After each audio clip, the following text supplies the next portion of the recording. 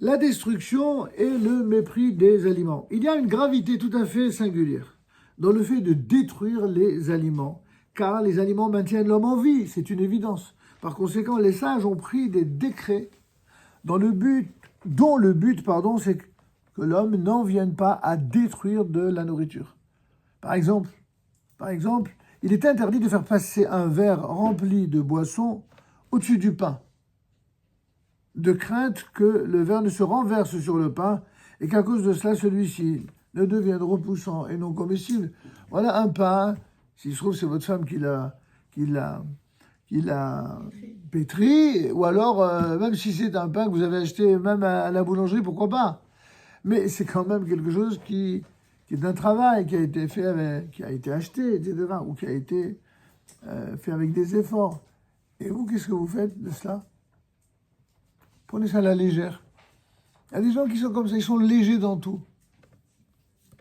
Et je connais quelqu'un qui m'est très proche et très cher, que maintenant, quand il s'assoit pour le kidouche, il se planque dans un coin et il fait en sorte que je sois devant lui. Pourquoi? Pour que personne... Parce que les gens, ils viennent, ils lui mettent les mains, et chaque fois, le costume, il se salissait. Il dit merci, alors c'est moi qui dois avoir le costume sali. Bon, alors en vérité, comme il est très sympathique et que je l'aime beaucoup, alors j'ai accepté l'idée.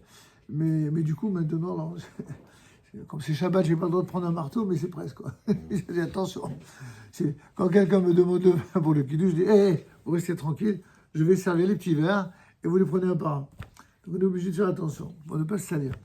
Mais bon, finalement, l'idée, c'est quoi? C'est que c'est bien une mitzvah, mais une mitzvah ne signifie pas manquer d'intelligence, de bon sens et de respect d'autrui.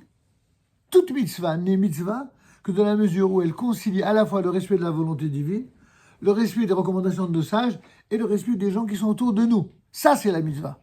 C'est la vraie mitzvah, le joyau de la mitzvah. Celle qui illumine, qui éclaire. D'accord? Vous savez que souvent je cite la Séphira, le Séphirat HaOmer, le fameux conte du Homer. Le mot conte, Séphira, ça vient de saphir, un saphir, un joyau. Une mitzvah, elle a une lumière comme un joyau. Un joyau, quand c'est beau, bah. Bon, les messieurs, ils n'ont pas la même poésie sur les joyaux que les dames. En général, les dames, elles ont un ticket avec les bijoux qui est plus naturel.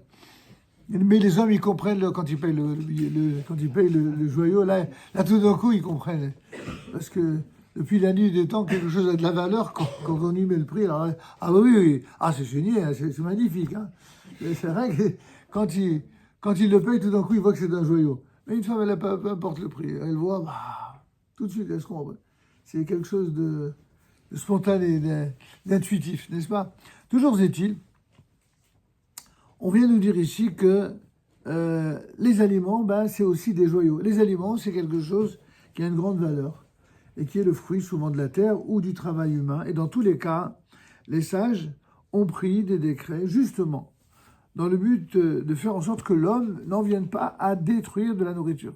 Par exemple, on vient de donner le premier exemple, l'interdiction de venir avec un verre rempli de boisson au-dessus du pain, de crainte que le vin ne se renverse sur le pain et que celui-ci ne puisse être consommé après. À plus forte raison, celui qui se sert à table doit-il veiller à ne pas trop remplir son assiette. À quoi ça sert de remplir une assiette et de jeter la moitié de l'assiette? C'est ce qu'on enseigne aux enfants. On leur dit, écoute, tu commences par ça, et si tu en veux encore, je te rajoute. Ah non, je veux encore. Non.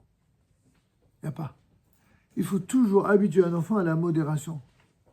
Comme disaient les anciens, de ne pas avoir les yeux plus gros que le ventre. Il faut lui donner ce que son estomac est capable de prendre. Et à chaque fois qu'il en veut, on lui dit attention, je te préviens, je t'ajoute. Mais si je t'ajoute, tu me manges. Sinon, gare à toi.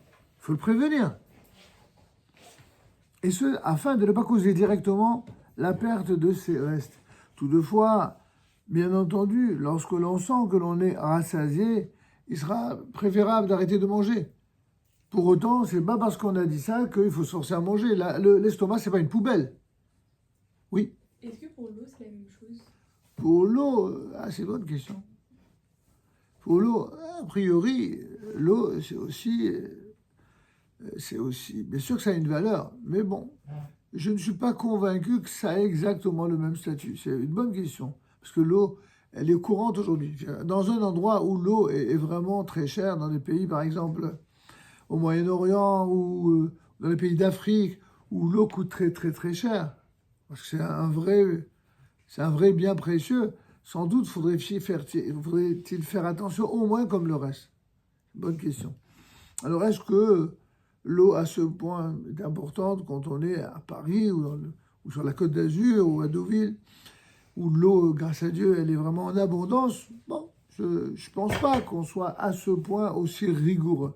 Pour autant, de manière générale, on l'a bien compris ici, jeter juste comme ça pour jeter, c'est pas une bonne chose. C'est jamais une bonne chose. C'est un état d'esprit. Il vaut mieux s'habituer à ne pas jeter comme ça pour rien. Toutefois, encore une fois, quand on n'en peut plus, on n'a pas l'obligation de se rendre malade. C'est ridicule. Et quoique les restes doivent être jetés, il est préférable de veiller à sa santé corporelle plutôt que d'éviter un gâchis de nourriture. Là aussi, il y a une gradation dans la logique des priorités. Quand on prépare un repas, il faut avoir soin de ne pas préparer des quantités superflues. Là aussi, vous avez notamment chez les anciennes maîtresses de maison qui se valorisaient par le fait de préparer des bons petits plats. Et Dieu sait si ces femmes ont une valeur à nos yeux infinie. Hein, c'est elles qui deviennent des joyaux aujourd'hui. Pourquoi? Parce qu'elles sont rares. On a beaucoup de femmes qui n'hésitent pas à dire « Mon chéri, je suis fatigué. Si on peut commander ce Shabbat, ce serait bien. » Alors, bon, pourquoi pas, après tout? Pourquoi pas, si c'est vraiment une fatigue? Mais il est clair qu'une femme, lorsque elle prépare la nourriture pour son époux et pour ses enfants, alors là, mesdames, si vous voulez conquérir le cœur de vos hommes, donnez-leur à manger. Vous ne pouvez pas savoir comment que... N'est-ce pas, cher ami, hein? Voilà. Les hommes sont convaincus en général. Alors, les nouvelles générations, ils sont à mi-chemin entre la conviction et le doute, parce que les pauvres, ils n'ont pas le choix. Quoi qu'il en soit, quand on prépare un repas, il faut avoir soin, évidemment, de ne pas préparer des quantités qui seraient énormes, superflues, qui risqueraient de nous amener à les jeter, et dont on est presque sûr qu'elles seront jetées. Là aussi, il y a moyen de récupérer ce qui est récupérable. Quand quelque chose n'a pas été touché du tout et qu'il est bon à la consommation, ben vous prenez des petites coupelles, vous mettez dedans et vous mettez du film alimentaire par-dessus, vous mettez au frigo et puis ça peut servir d'un repas supplémentaire en semaine. Il n'y a aucun mal à cela.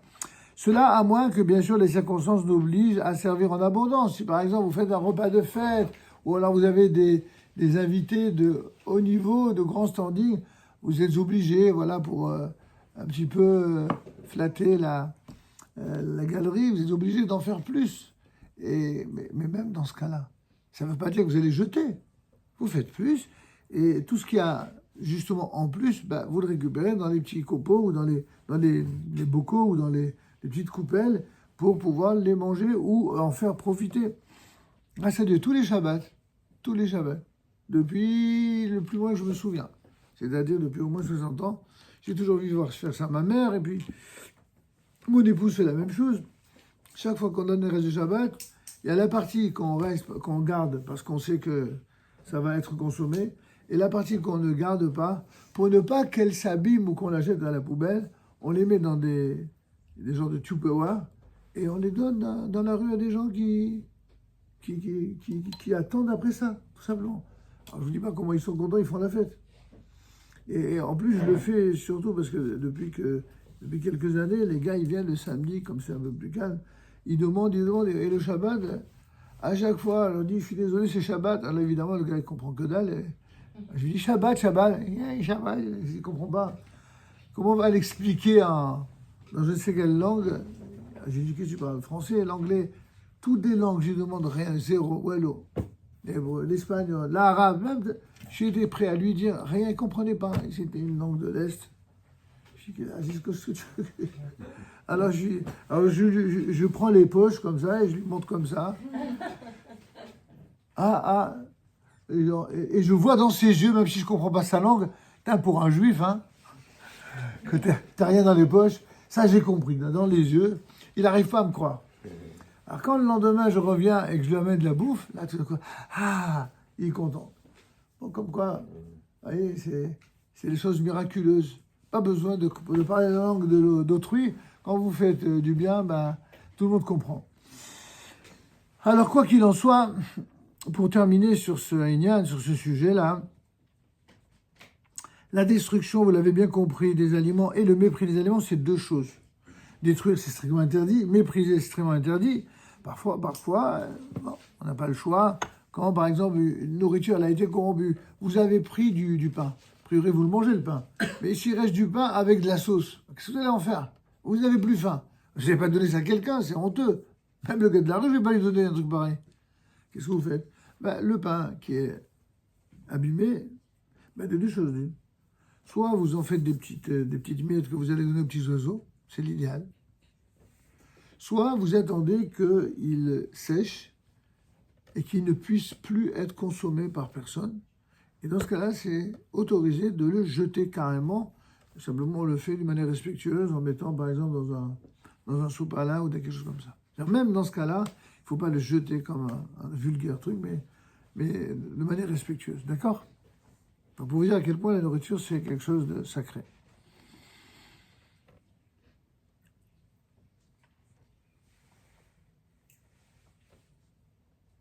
Si l'on a préparé un grand repas festif et qu'il reste énormément de nourriture saine et savoureuse, évidemment, on la gardera au réfrigérateur, comme on l'a dit tout à l'heure, au congélateur, afin de la manger plus tard. Mais si la maisonnée à elle seule ne peut manger tout cela, quand on a, Dieu bénisse, 1, 2, 10, comme dans certaines villes religieuses en Israël, vous avez chaque famille, Blérinala, elle a une famille qui n'a pas beaucoup d'enfants, elle a 6 enfants, et la moyenne c'est 10 et jusqu'à 15 enfants. Ça veut dire que ça, en un seul jour, tout le monde va manger. Mais imaginez que quelqu'un fait son Shabbat et il se retrouve tout seul. Notamment, je pense aux grands-parents. Les grands-parents, même quand ils ont eu des enfants et qu'ils ont des petits-enfants, ben les enfants et les petits-enfants, ben ils sont ensemble. Et les grands-parents ne sont pas forcément avec les enfants et les petits-enfants. Dans ce cas-là, il leur reste bien plus qu'ils ne sont à même de consommer. Comment ils font dans ce cas-là? Si la maisonnée elle seule ne peut pas manger tout cela, il convient de s'efforcer de distribuer ce qui reste à des proches ou à des voisins.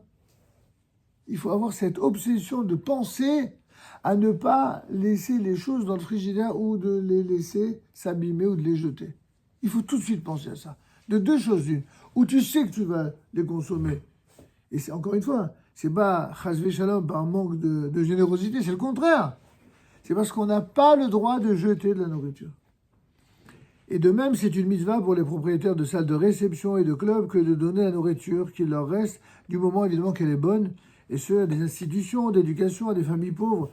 Si la valeur du temps passé à chercher des personnes qui voudraient bien recevoir la nourriture restante et à leur apporter est évidemment supérieure à la valeur de la nourriture elle-même, alors s'efforcer de la distribuer n'est pas forcément une mitzvah, mais un acte de piété.